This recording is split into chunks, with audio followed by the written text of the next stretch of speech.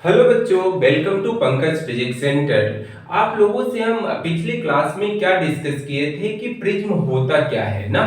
Prism से related जो भी क्वेश्चन है उन सारे क्वेश्चन हम लो लेवल से हाई लेवल तक हर डिस्कस कर चुके हैं। हर टाइप का क्वेश्चन उसमें कैसे बनाया जाएगा, और इन सारे वीडियो को आप नहीं देखे हो बच्चों तो YouTube पे टाइप करना पंकज फिजिक्स सेंटर, और जो ऑप्टिक्स का जो प्लेलिस्ट बना हुआ है उसमें जाके आप देखो। प्रिज्म के बारे में जितना भी कॉन्सेप्ट है, 3-4 वीडियो बना हुआ है, उन सारे वीडियो को देखिए ताकि आपको फील आएगा असलियत में आखिरकार प्रिज्म का क्या कॉन्सेप्ट है। आप देखोगे उसके बाद आपको क्वेश्चन बनाने में यह गारंटी है कि क्वेश्चन बनाने में आपको कोई प्रॉब्लम नहीं होगी, 100% बनेगा। चलो, अब आती है बारी कि डिस्पर्जन होता क्या है ना। डिस्पर्जन, तो डिस्पर्जन के बारे में हम कैसे आपको बोलेंगे, जैसे इसमें होता क्या है ध्यान से सुनिएगा। जब व्हाइट लाइट है ना एक मीडियम से दूसरे मीडियम में जाता है तो यह स्प्लिट करता है डिफरेंट कलर्स में। तो डिफरेंट कलर में जो स्प्लिट करता है तो कुछ कलर जो है वह नॉर्मल के पास रहता है, कुछ दूर हो जाता है। तो क्या लॉजिक है कि कोई रे हमारा सबको नॉर्मल के पास होना चाहिए, बेंड करना चाहिए एकदम नॉर्मल के पास, लेकिन ऐसा होता नहीं है ना। कुछ दूर रहता है, कोई पास रहता है। तो ऐसा क्या लॉजिक है, तो इन सारे लॉजिक के बारे में हम डिस्कस करेंगे। उसके बाद हमें एवरेज डेविएशन कहां से लेते हैं ना, जो भी रे आया मतलब रंग कलर जो आई है स्प्लिट हुआ है, उन कलर्स में से एवरेज डेविएशन की बात करें तो किस कलर को लेंगे, कहां से कौन से कलर से लेंगे, इन सारी चीजों के बारे में डिस्कस करने वाले हैं। तो चलो टाइम पास ना करते हुए अपने काम पे आते हैं। हेडिंग लिखना बच्चों, डिस्पर्जन होता क्या है। तो डिस्पर्जन है क्या, पहले तो हम प्रिज्म से रिलेटेड प्रिज्म से ही एग्जांपल सीखते हैं ना, उसके बाद दूसरा कहानी देखेंगे। यहाँ पे देखना कि यह हमारा प्रिज्म है, कोई दिक्कत क्या बच्चों। यह प्रिज्म है तो यह हमारा क्या होता है, प्रिज्म एंगल होता है। क्या है, प्रिज्म एंगल। तो ऐसा नहीं है, अच्छा ये ऐसा बोल दे तो यह बात सही है कि ऐसा बोले कि हम ये प्रिज्म एंगल है तो मान जाओगे, नहीं मानना है बच्चों। जैसे ही ऐसे बोले तो आपके माइंड में आना चाहिए कि पहले तो इंसिडेंट रे बताइए ना, किस सरफेस पे गिर रहा है, किसके, प्रिज्म से। तभी ना, मान लो कि अब यहाँ पे गिरा तो क्या यह प्रिज्म एंगल होगा, नहीं बच्चों, यह प्रिज्म एंगल हो जाएगा उस कंडीशंस में। तो आपको क्या याद रखना चाहिए कि जब तक आप इंसिडेंट रे को नहीं बताओगे तब तक हम क्या है, प्रिज्म एंगल को नहीं बता सकते। इन सारे चीज को हम डिस्कस, जैसे ही प्रिज्म का जो बेसिक टॉपिक है, लेक्चर है फर्स्ट लेक्चर, उसमें सारे चीज को हम बताए हैं, इन सारे चीज को। तो वहां से आप जाके देखो। चलो अभी हम मानते हैं कि इंसिडेंट रे यहाँ पे है, और यह इंसिडेंट रे जो है ना बच्चों, हम इसको व्हाइट लाइट मानते हैं। कोई परेशानी क्या, व्हाइट लाइट है। अब जब यह रे आई इस सरफेस पे तो क्या होगा, यहां बेंड करेगा, मतलब क्या है, इधर बेंड किया ऐसे, डेंसर से रेयरर में आने पर 7 कलर्स में होगा बच्चों बेंड ना, 7 कलर्स पे। कोई दिक्कत क्या, देखिए 7 कलर्स में कितना हुआ, 1 2 3 4 5 6 और एक और मान लेते हैं 7, ऐसे 7 कलर्स में डिस्ट्रीब्यूट हुआ। अब क्या है, 7 कलर्स में, और फिर बाहर आने के बाद क्या होगा, कुछ ऐसे जाएगा, देखना कुछ ऐसे, इस तरह से ना, कोई परेशानी नहीं होनी चाहिए। चल, यह 7 कलर्स में डिस्ट्रीब्यूट हो जाता है। इतना तो आपको समझ में आना चाहिए ये कैसे हो रहा है। चल, यही हमारा क्या है, इसी प्रोसेस को, दिस फेनोमेना को हम बोलते हैं बच्चों डिस्पर्जन। मतलब जब light one medium to another medium जाती है तो वह स्प्लिट हो जाता है डिफरेंट डिफरेंट कलर्स में। तो this process is known as dispersion. तो यहाँ पे लिख सकते हो बच्चों, और एग्जांपल देखिए, यहाँ पे एक और एग्जांपल से सीखते हैं। यहाँ पे देखना कि यह एक प्लेन सरफेस है, कोई दिक्कत क्या, प्लेन सरफेस है, और प्लेन सरफेस है, यह हमारा नॉर्मल है, कोई दिक्कत क्या, नॉर्मल है। और यह इनसी मतलब क्या है, हमारा रे है, कौन सा रे, व्हाइट लाइट है, और यह क्या है, एंगल आई है, एंगल आई है। जब यह मीडियम इधर कोई एयर मान लेते हैं और इधर कोई n मानते हैं रिफ्रैक्टिव इंडेक्स, जिसका रिफ्रैक्टिव इंडेक्स क्या है, n माने हैं, टेंशन मीडियम। अब जब इस मीडियम में आएगा तो बच्चों कुछ ऐसे बेंड कर जाता है ना, 7 कलर्स में टूटेगा ये। और बोल रहे हैं बच्चों 7 कलर ही होता है क्या, एक बात ध्यान, आपसे हम बोल रहे हैं कि 7 कलर में टूट जाता है, क्या इसमें 7 कलर ही होता है? नहीं बच्चों, आपको दिखता 7 कलर ही है ना। यहाँ पे जब स्पेक्ट्रम लगाओगे ऐसे करके स्पेक्ट्रम, तो इसको इस पे जो स्क्रीन जो है ना, स्क्रीन को ही स्पेक्ट्रम बोलते हैं। तो स्क्रीन जो है हमारा स्क्रीन, और इस स्क्रीन पे 7 कलर हमें मिलता है। और वह 7 कलर कौन कौन होता है बताओ, याद करो, कुछ याद हो तो। पहले इसको बना लेते हैं, 1 2 3 4 5, और यह हुआ 6, और यह हुआ बच्चों, यह हुआ 7 ना। कोई परेशानी क्या? तो यह हमारा 7 कलर जो है वो क्या होता है, वेबिगॉर होता है ना, इस तरह की कहानी। और सबसे बड़ी बात है बच्चों, यह 7 कलर्स में यह भी का मतलब होता है हमारा वायलेट, वायलेट। आई का मतलब होता है इंडिगो कलर का होगा, इंडिगो। उसके बाद बी जो है हमारा ब्लू होती है, और जी जो होता है बच्चों वह ग्रीन होता है, ग्रीन। और वाई जो होता है वो येलो होता है, येलो। और ओ जो है हमारा ऑरेंज है, वो क्या है, ऑरेंज है। और आर क्या है हमारा, रेड कलर है। कोई दिक्कत क्या, इस तरह से। और यह स्क्रीन को स्पेक्ट्रम बोलते हैं, 7 कलर है, ये सारी कहानी है। चलो और इसमें कुछ डिस्कस करते हैं। मान लो बच्चों यह हमारा वायलेट है, यह हमारा क्या है, यह violet, indigo, blue, green, yellow, orange और रेड, इस तरह से कलर है हमारा। अब कहोगे कि यह जो वायलेट कलर है कि क्या लॉजिक है कि यह नॉर्मल के पास आया है ना। तो इन सारे लॉजिक को हम अभी अभी बताते हैं बच्चों। तो इतना स्क्रीनशॉट लो, और डिस्पर्जन का क्या डेफिनेशन होता है उस डेफिनेशन को हम पहले पढ़ लेते हैं, उसके बाद इस लॉजिक को पढ़ेंगे। तो स्क्रीनशॉट ले लीजिए बच्चों, हो गया। चलो स्क्रीनशॉट हो जाने के बाद ध्यान से देखिए, अब इसका डिस्पर्जन का डेफिनेशन क्या लिखोगे बोलो तो। White light, white light passing through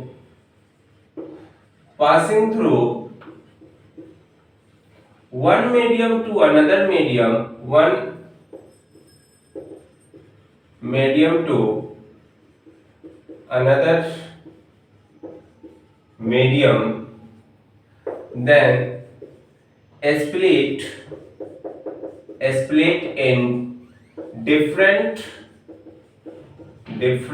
colors. This phenomenon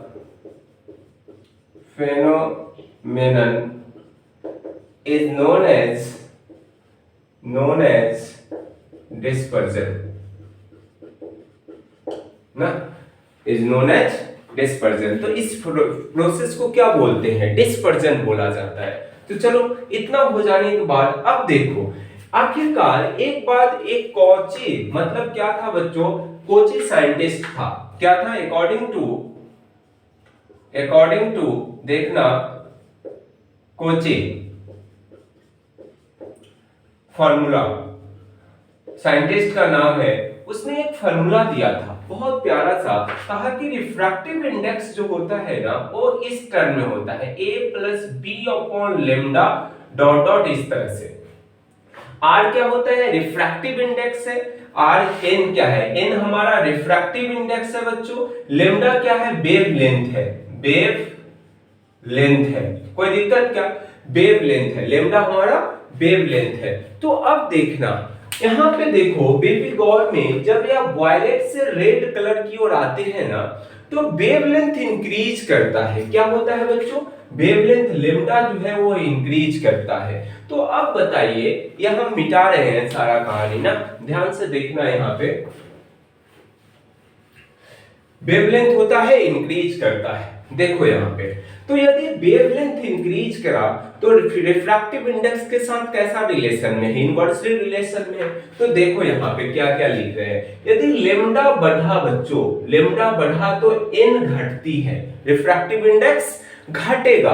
तो घटेगा तो क्या है, इस पे क्या लॉजिक पढ़ने वाला है, ध्यान से देख, यहाँ हम स्नेल्स लॉ लगा दो, यहाँ एन है और इधर रिफ्रैक्टिव इंडेक्स एन मानते हैं। तो स्नेल्स लॉ लगाओगे बच्चों, स्नेल्स लॉ, तो क्या लिखोगे बोलो तो, कम वाले जहां से रे आ रही है उसी रे का क्या, उस मीडियम का रिफ्रैक्टिव इंडेक्स एयर है तो 1, उस मीडियम में एंगल कितना बना रहा है आई, मतलब साइन आई लिखोगे, इक्वल टू जहां में रे जा रही है उस मीडियम का रिफ्रैक्टिव इंडेक्स और साइन आर, मतलब ऐसा लिख सकते हैं sine r equal to sine i upon n. कोई दिक्कत क्या। और बच्चों एक बात और ध्यान रखना, जैसे जैसे साइन का वैल्यू थीटा से 90 की तरफ बढ़ता है तो क्या करता है, वैल्यू इंक्रीज करता है, वैल्यू इंक्रीज करता है। तो चलो उस बात को भी ध्यान में रखना है। अब चलो एक बात और देखते हैं यहाँ पे, अब देखो जैसे जैसे लेमडा बढ़ेगा, लेमडा बढ़ेगा तो रिफ्रैक्टिव इंडेक्स क्या होगा, कमेगा। तो एक बात गौर करना, यह क्या है, अब पूछ रहे हैं हम आपसे कि यह जो वायलेट कलर है वो नॉर्मल के पास ही आया तो क्यों आया, ऐसा आपसे क्वेश्चन किया गया कि वायलेट कलर जो है वह नॉर्मल के पास आया तो क्यों आया। तो सुनो ध्यान से सुनना बच्चों कि वायलेट हमें क्या मालूम है कि वायलेट से रेड की तरफ जाने पे वेवलेंथ इंक्रीज करता है। इसका मतलब है कि सबसे जो यह 7 कलर है ना आपके पास, उन 7 कलर में सबसे कम वेवलेंथ वाला कौन है, वायलेट कलर है। मैक्सिमम किसका वेवलेंथ है, रेड कलर का है।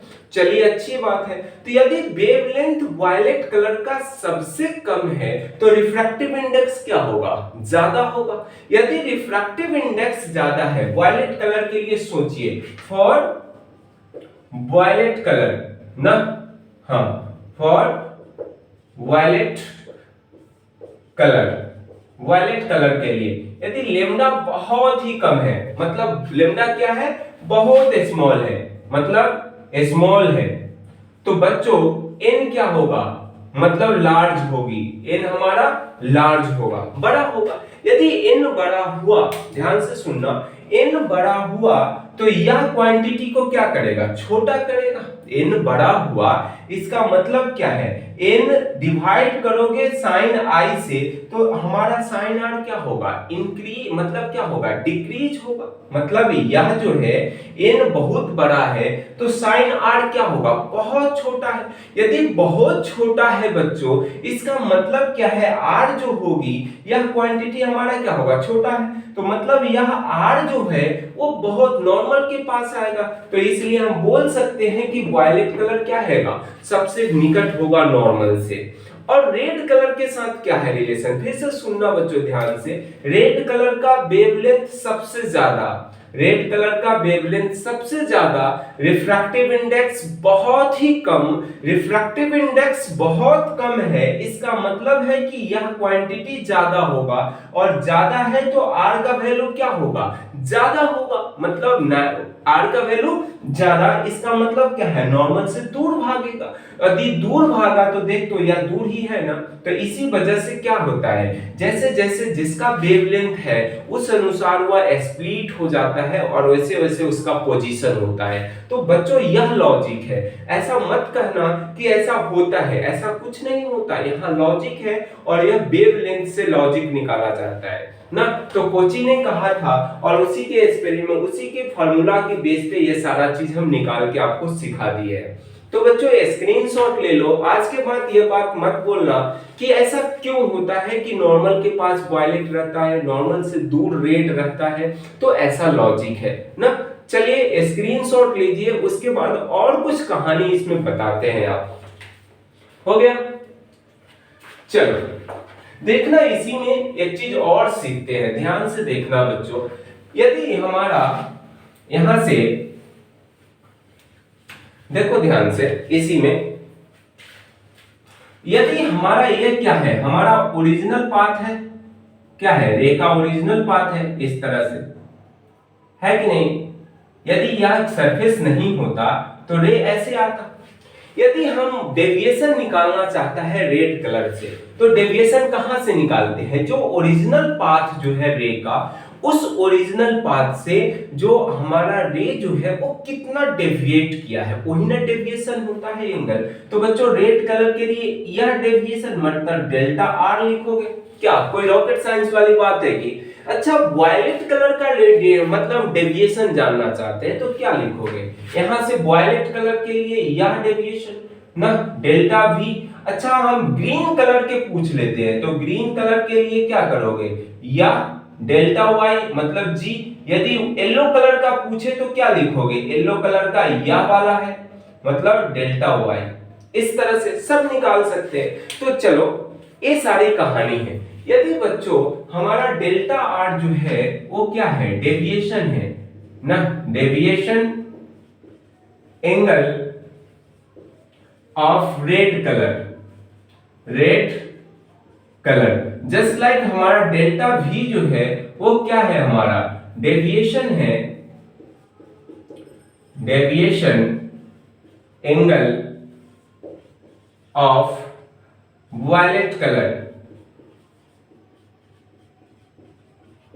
चलो, डेल्टा वाई जो है हमारा वो क्या है बच्चों? डेविएशन है, deviation angle of yellow colour.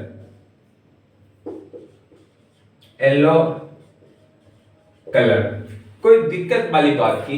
चलो, इतना हो जाने के बाद अब आपसे मैं पूछ रहा हूं कि एवरेज डेविएशन जो है या मीन डेविएशन वो कहां से लिया जाता है? येलो कलर से लिया जाता है। अब कहोगे ऐसा क्यों आप बोल रहे हैं? तो ध्यान से सुनिए कि येलो कलर जो है बच्चों वह एक तरह से ऐसा बोल सकते हैं कि स्टैंडर्डाइजेशन किया गया है, येलो कलर से लेना है एवरेज डेविएशन लेना है तो कहां से?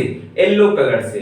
लेकिन और अच्छे से बोलोगे तो क्या बोल सकते हो कि मतलब सेंसिटिव मतलब डोमिनेटिंग कलर जो है हमारा वो येलो कलर होता है। 7 कलर जो है ना, इन 7 कलर्स में से डोमिनेटिंग कलर जो है वो कौन सा है? येलो कलर है। इसलिए हम यदि मीन डेविएशन की बात करें कि किस कलर से लिया जाता है मीन डेविएशन, तो येलो कलर से लेते हैं। तो बच्चों ऐसा लिख सकते हैं कि एवरेज डेविएशन जो है, average deviation taken from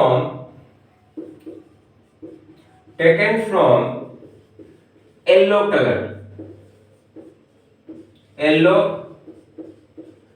colour से लिया जाता है ना। तो हमें कहां से? डेल्टा जो y जो है वो क्या बोल सकते हैं? एवरेज डेविएशन की बात, मतलब एवरेज डेविएशन कहां से लेते हैं? येलो कलर से लिया जाता है ना। तो इतना लिखने की क्या जरूरत है? तो ये सारा बात याद रखना। तो हम येलो कलर से डेविएशन की बात करेगा। चलो, एक होता है बच्चों एंगुलर डेविएशन। एंगुलर डेविएशन क्या होता है? ध्यान से सीखना, यहीं पे सीख लेंगे हम। एंगुलर डेविएशन जो है हमारा बच्चों, देखो यह वायलेट कलर है और रेड कलर है, यह वायलेट और रेड। तो वायलेट और रेड में जो भी लाइट आया मतलब जो कलर है, उन कलर के बीच तो कुछ एंगल है, वायलेट और रेड के बीच तो कुछ ना कुछ एंगल है ना डेविएशन। तो उस एंगल को हम थीटा मान लेते हैं। ध्यान से देखना, इस एंगल को हम थीटा मानते हैं, यहां से यहां तक में। कोई दिक्कत क्या है? इसको थीटा मान लिया जाता है। तो एंगुलर डेविएशन जो होता है, एंगुलर डेविएशन बच्चों हम थीटा माने ना, थीटा माने। तो डेल्टा थीटा जो होगा बच्चों वो क्या? एंगल, इसके बीच का एंगल को हम बोलते हैं angular deviation. Angle between violet colour and red colour के बीच जो एंगल है उस एंगल को बोलते हैं एंगुलर डेविएशन। तो एंगुलर डेविएशन होगा कितना? देख, तो रेड कलर का सबसे मतलब वायलेट कलर का डेविएशन ना, माइनस क्या लिखोगे? हम रेड कलर का डेविएशन लिख सकते हैं। तो यही हमारा क्या होता है बच्चों, यही हमारा निकल के आता है एंगुलर डेविएशन ना। आपको ध्यान में आना चाहिए, समझ में आया कि नहीं एंगुलर डेविएशन होता क्या है। तो बच्चों यह रेड कलर का जो भी डेविएशन है और वायलेट कलर का जो डेविएशन है, तो वायलेट में से रेड को आप माइनस करो तो एंगुलर डेविएशन निकल के आता है ना। तो हम लिख सकते हैं बच्चों, ये क्या लिख सकते हैं कि angle between red colour and violet colour के बीच का जो डेविएशन है उसको ही बोला जाता है, किसको बोला जाता है, एंगुलर डेविएशन। तो ये सारी कहानी है हमारी। तो बच्चों ये सब लिख लेना है कि यह क्या होता है। हम थीटा आप बोल सकते हो, किसके बीच का थीटा है। तो थीटा जो है हमारा, थीटा वो एंगल बिटवीन क्या लिखोगे, angle between red and violet colour, red and violet colour के बीच का एंगल है। कोई दिक्कत क्या, ये सारी बात है हमारी। तो इन सारे चीज को बच्चों, चलो इस पे हम कुछ अभी और क्वेश्चन भी करेंगे। क्या एक क्वेश्चन बच्चों जेई मेन में पूछा हुआ है, बहुत ही अच्छा सा है और छोटा है लेकिन कॉन्सेप्ट बेस्ड पे है। तो इन सारे चीज को स्क्रीनशॉट लो और उसके बाद हम फिर आपको क्वेश्चन को एक दो बताते हैं। चलो हो गया, ध्यान से देखिए यहाँ पे।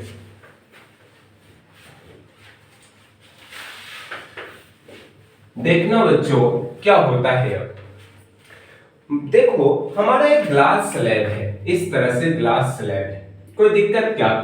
यदि ग्लास स्लैब है तो आप इसमें पढ़े होंगे ना कि जब इंसिडेंट रे आती है तो आफ्टर इमर्जेंट रे जो है वो क्या होता है, पैरेलल हो जाता है बाहर जाने के बाद। ये सब कहानी पढ़ चुके हो। तो चलो यहाँ पे देखना थोड़ा सा, हम यहाँ नॉर्मल ड्रॉ कर रहे हैं और यहाँ पे व्हाइट लाइट आई है ना। जब यह मीडियम है बच्चों तो इसमें क्या है, 7 कलर में डिस्ट्रीब्यूट होगा इस तरह से, देखना 3 4 5 और ये क्या है हमारा 6 और ये मान लेते हैं बच्चों 7। कोई दिक्कत क्या, इस तरह की कहानी। अब देखो यहां से जब यह बाहर निकलेगा तो कुछ ऐसा, सब एक दूसरे के पैरेलल हो जाएगा ना, ऐसे पैरेलल। कोई दिक्कत क्या, इस तरह से पैरेलल हो जाएगा। अब पैरेलल हुआ तो आपसे पूछ रहा है कि डेविएशन क्या होगा और थीटा एंगुलर डेविएशन क्या होगा। डेविएशन एंगल और एंगुलर डेविएशन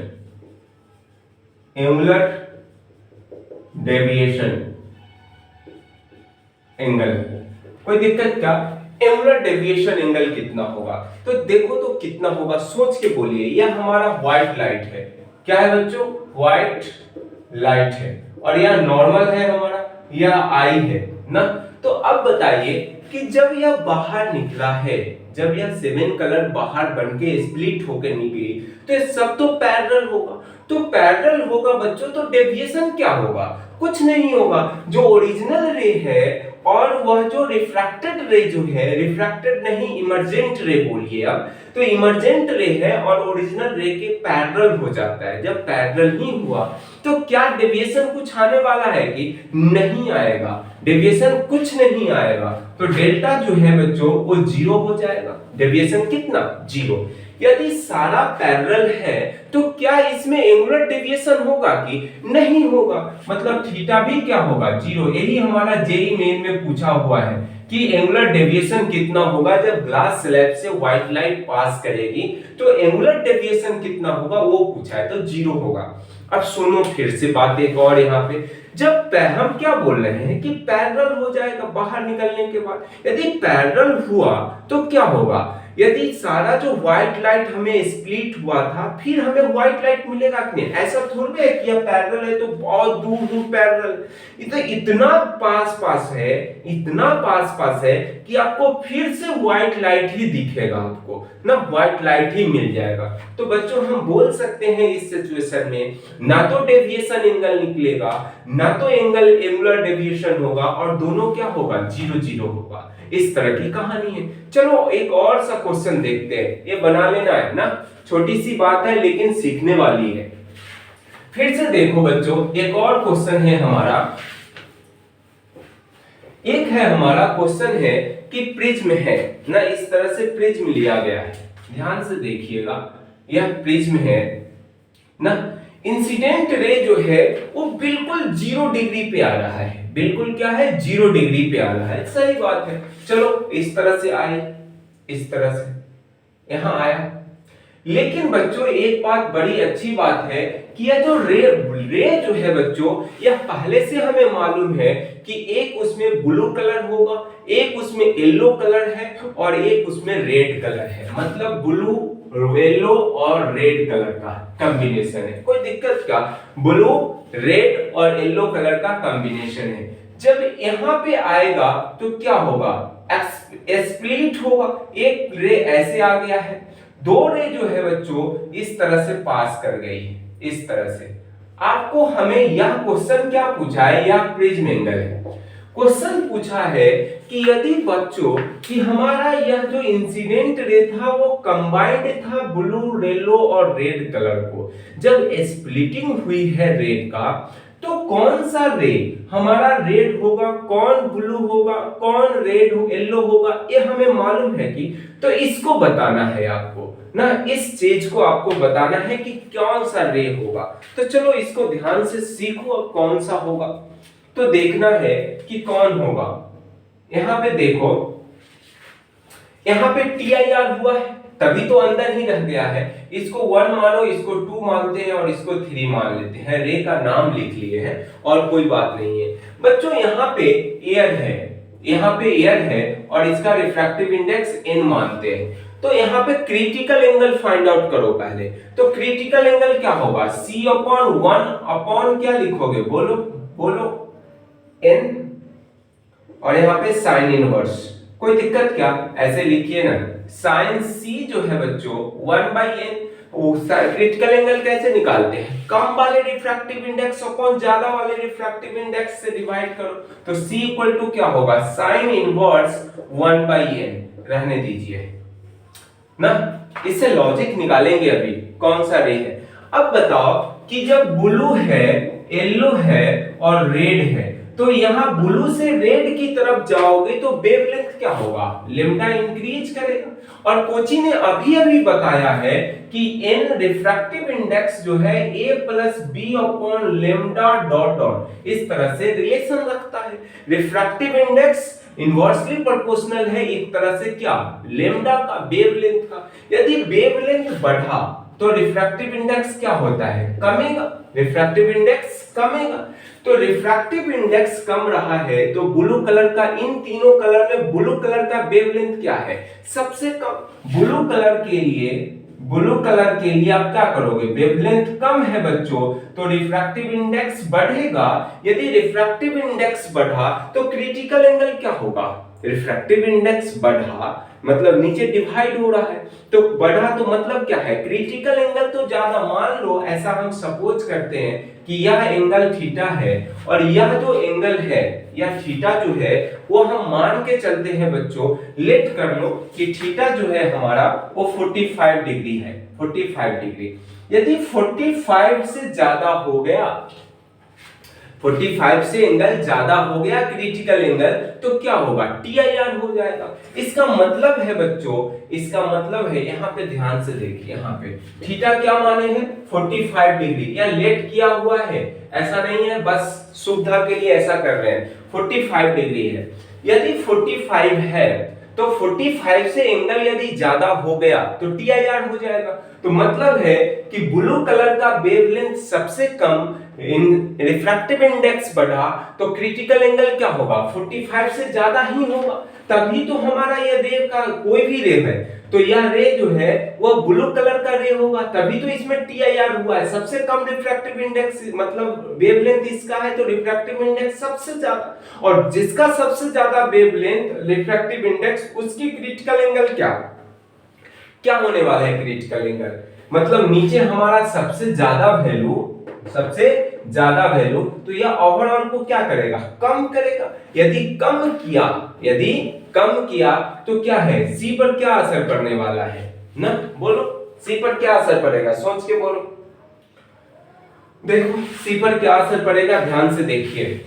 ऐसा लिख सकते हैं बच्चों, यदि हमारा साइन ए लिखो ना, sign C equal to 1/n, तो यदि n बड़ा है इसका मतलब क्या है? ये ओवरऑल क्या होगा? छोटा होगा। यदि छोटा हुआ तो एंगल क्या होगा? मतलब वह 45 डिग्री से तो ज्यादा ही होने वाला है। तो यदि ज्यादा हुआ, वह थीटा 45 से यदि मान लो कि 90.1 डिग्री है, 19.1 डिग्री है, तो TIR हो जाएगा। तो TIR होगा तो मतलब ब्लू कलर का है, वो फर्स्ट वाला ब्लू कलर, थर्ड वाला क्या है? Blue colour. यदि यह 90.45 से यदि 45 मतलब 6.2 हो गया, तो कौन होगा? 2 वाला कलर का होगा, और 2 वाले का वेवलेंथ क्या है? ब्लू से ज्यादा है, तो ब्लू के बाद रेड आएगा, मतलब येलो आएगा, रेड तो आएगा नहीं, तो यह येलो कलर का हो जाएगा। और यह ठीक मतलब 60 पॉइंट क्या हो जाएगा? 1 है, तो इसका मतलब है कि वह रेड कलर है ना। तो इस तरह से हम डिफाइन कर लेते हैं कि कौन रेड है, कौन ब्लू है, और कौन येलो कलर है ना। ये सारी चीज से हम डिफाइन करते हैं। तो ये हमारा क्या है? छोटा सा ही है लेकिन बड़ा लॉजिकल है। तो ये सारी कहानी है बच्चों। अब आपसे हम क्या कह रहे हैं कि अब जो भी आपके पास बुक है, उन सारे बुक से क्वेश्चन बनाना चालू कीजिए। अब इतना आप पढ़ लिए हैं कि अब आपसे क्वेश्चन बनेगा। ऐसा नहीं है कि क्वेश्चन नहीं बनेगा, क्वेश्चन बनाइए, तभी फिजिक्स पढ़ने में मजा आता है। ऐसा नहीं है कि आप थ्योरी पढ़िए और आपको मजा आए, आपको कॉन्सेप्ट क्लियर हो, ऐसा कुछ नहीं है। आपको क्वेश्चन तो करना ही पड़ेगा। तो चलो अगले क्लास में हम पढ़ते हैं बच्चों, डिस्पर्जन पावर क्या होता है। यह पावर के बारे में हम पढ़ेंगे, आखिरकार वह कैसे, उससे रिलेटेड क्वेश्चन कैसे सॉल्व करेंगे, उसका पावर का, डिस्पर्जन पावर का क्या कॉन्सेप्ट है, इन सारे कॉन्सेप्ट के बारे में हम डिस्कस करेंगे। तो अगला क्लास जरूर देखिए, और यह क्लास देख के आए ताकि आपको समझ में आएगा। ऐसा नहीं है कि उठ के चले आओगे तो आपको बहुत अच्छा समझ में आएगा, ऐसा कुछ नहीं है। कोई रॉकेट साइंस वाली बात नहीं है कि आप एक दिन में सारा सीख जाओगे। तो पढ़ना तो पड़ेगा आपको, तो पढ़ो और ध्यान से देख के आइए, आपको 100% समझ में आएगी अगली क्लास। तो डिस्पर्जन पावर क्या है हम अगली क्लास में डिस्कस करते हैं बच्चों। तब तक क्या है, आप जो भी वीडियो है आपके पास देखिए उसे, और क्वेश्चन सॉल्व करने का कोशिश कीजिए। आपसे क्वेश्चन 100% बनेगा। चलो अगले क्लास में मिलते हैं। That's it.